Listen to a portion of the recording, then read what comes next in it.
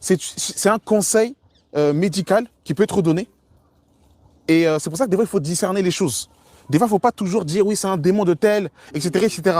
Et surtout, quand on rentre dans le contexte, Timothée était jeune, il était ministre, il avait beaucoup d'angoisse, beaucoup de stress. Donc, en fait, il avait comme des crampes. Donc, il faut avoir le discernement des esprits. Parce que des fois, on veut en poser les mains à tout va. Dès que quelqu'un... Bon, vas-y, viens, je te pose les mains. Non, des fois, il faut savoir discerner et dans le conseil de Dieu, qu'est-ce que je peux prodiguer à la personne? Des fois, la personne mange mal. Des fois, la personne dort mal. Des fois, la personne se nourrit mal. Il faut lui donner un conseil qui peut aussi être adapté à sa situation. Donc, c'est pas que imposition des mains, guérison. Non, non, non, non. Des fois, il y a des personnes qui ont des problèmes. Et en fait, ça peut, des fois, on peut leur donner des conseils. Bah, je te conseille plutôt de prendre plutôt cette eau-là. Parce que cette eau-là, elle n'est pas forcément bonne pour toi. Des fois, c'est des choses médicales. Et c'est important, c'est d'avoir ce côté, la science du Seigneur. Parce que des fois, en fait, on n'est que esprit et le côté science, le côté physiologique, en tant que chrétien, des fois, on ne l'a pas. Amen. Et c'est important d'être équilibré. Parce que des fois, on va chercher des démons là où il n'y a pas de démons. On va chercher des sorciers là où il n'y a pas de sorciers.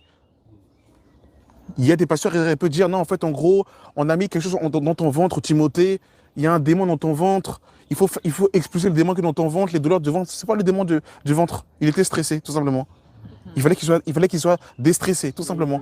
Des fois, en fait, il y a le burn-out parce que tu es trop angoissé, tu es trop, en fait, dans travail, travail, travail. Des fois, en fait, va un peu t'aérer un peu l'esprit, prends un peu le train, va un peu voir un peu la nature, soit au contact des animaux, Amen. soit au contact, en fait, en gros, de la mer, Amen. tu es au contact, en fait, en gros, en fait, des bâtiments, tu es au contact, en fait, en gros, des motos, du tram.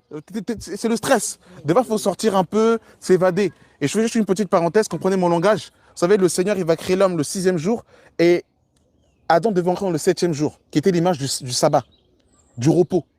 Et dans la vérité, il y a aussi la notion du repos. Et vous verrez que l'homme veut enlever cette notion de repos pour que l'homme ne se repose pas. C'est pour ça qu'on voit des AVC, on voit des crises cardiaques, parce qu'en fait, l'homme, c'est comme si en fait, il est en sur-régime.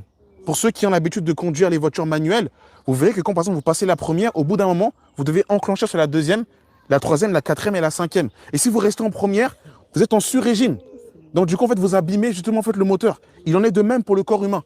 Et comme on n'est pas habitué à la science, des fois, on n'écoute pas le corps. Donc, des fois, on est là au travail, tu veux tomber, tu dis, ah, est-ce que c'est pas l'autre qui veut m'attaquer? C'est pas l'attaque. Repose-toi, Amen. dors un peu. Quand on dit 7 heures de sommeil, là, des fois, on va dire que c'est abusé, mais je vous assure qu'il y a des maladies, des fois, qui viennent à cause du manque de sommeil. Quand tu manques de sommeil, en fait, bah, tes défenses immunitaires baissent, tu peux choper un rhume parce que juste c'est le manque de sommeil. Parce que des fois, tu es sur ton téléphone, tout ça, là, je veux regarder les séries Netflix à 2 heures du matin.